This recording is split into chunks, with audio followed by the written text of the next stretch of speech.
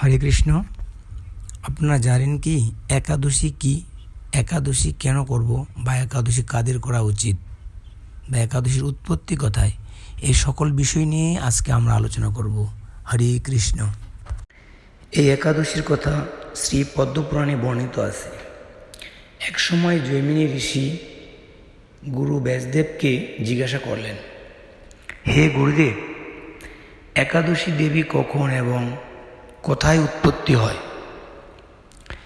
এই ব্রত উপবাসের বিধি কি?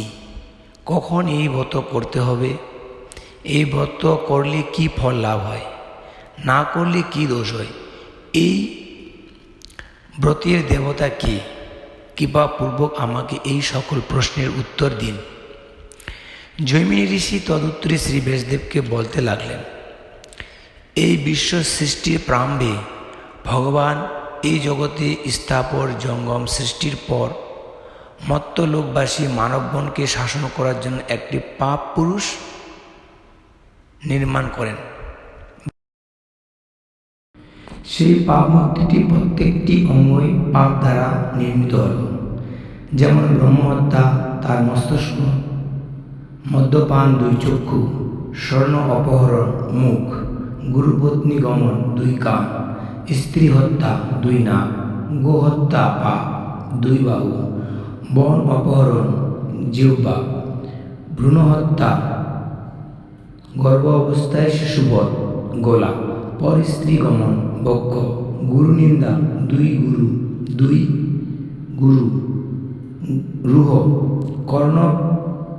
কন্যা বিক্রয় লিঙ্গ, গুপ্ত কথা প্রকাশ মলদার, পিতৃহত্যা 2 চরণ, উপপাতক সকল তার রমাবলী।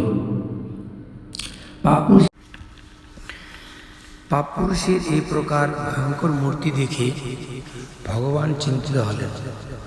একদিন ভগবান গরুর পৃষ্ঠে আরোহণ করে যমালয়ে গমন করলেন।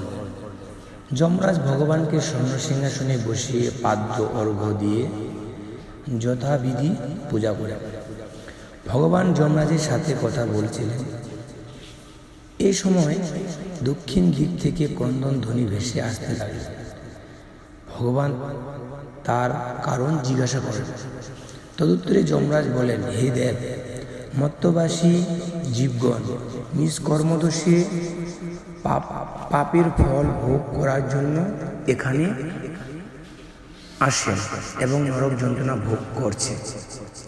একথা শুনে ভগবান শ্রীকৃষ্ণ সেখানে গিয়ে দেখলেন সত্যি জীবন সেখানে অশেষ দুঃখ যন্ত্রণা ভোগ করছে। এসব দেখে ভগবানের হৃদয় করুণার উদয় হল।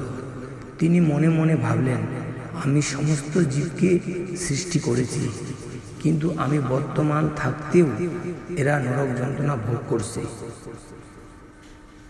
অতএব এদের উদ্ধারের জন্য আমাকেই কিছু করতে হবে। এই ভেবে ভগবান নিজেই একাদশীর মূর্তি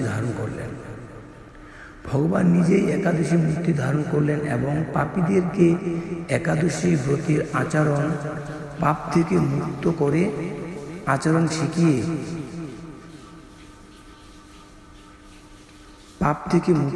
বৈকুণ্ঠে পাঠিয়ে দিলেন। কিছুদিন পর ভগবানেরই সৃষ্ট পাপ পুরুষ করজোরে বিনতিপূর্বক ভগবানকে জানালেন, হে প্রভু, আমি আপনার সৃষ্ট প্রজা। আমার কাজ ছিল আমাকে আশ্রয়কারী অর্থাৎ পাপাচারীগণকে কর্ম অনুযায়ী দুঃখ দেওয়া, কিন্তু বর্তমান একাদশীর প্রভাবে আমি নিঃশেষ হতে চলেছি। পৃথিবী থেকে সকল জীব বৈকুণ্ঠে চলে যাচ্ছে। যদি এভাবে সকলে বৈকুণ্ঠে চলে যায় তাহলে আমার কি হবে? আমি কাকে আশ্রয় করে থাকব? পৃথিবী মানব শূন্য হয়ে গেলে আপনি বা কার সাথে লীলাবিলাস করবেন? হে মধুকৈটব নাশক, একাদশীর ভয়ে ভীত হয়ে আমি সমস্ত মানুষ, পশু পাখি, কীট পতঙ্গ, জন্তু জানোয়ার, পর্বত বৃক্ষ, জল, স্থল, নদী, সমুদ্র, বন, প্রান্তর, স্বর্গ, মর্ত্য, পাতাল, দেবতা ও গন্ধর্ব সকলকে আশ্রয় করেছি, কিন্তু কোথাও নিরাপদ স্থান পাইনি। অতএব হে প্রভু, আমি আপনার শরণাগত, আমাকে রক্ষা করুন। তখন ক্লেশনাশক শ্রী ভগবান হাসতে হাসতে বলতে লাগলেন, হে পাপ পুরুষ, তুমি দুঃখ করো না।